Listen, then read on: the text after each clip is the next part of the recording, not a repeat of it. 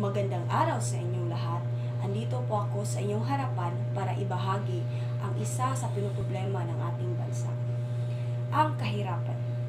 Ang kahirapan ang pinakamalaking kinakaharap ng problema sa ating bansa. Bakit nga ba marami ang mga taong mahihirap o naghihirap at nagdurusa dahil dito? Dahil sa kahirapan, maraming Pilipino ang hindi nakapagtapos ng pag-aaral.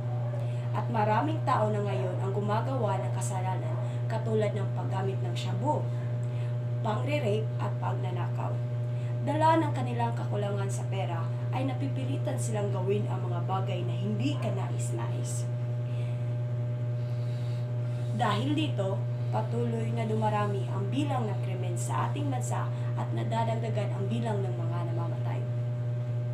Ang rason kung bakit patuloy pa rin ang paghihirap ng mga tao ay ang kakulangan ng pagtutulungan at pagkakaisa, kakulangan ng disiplina ng mga tao.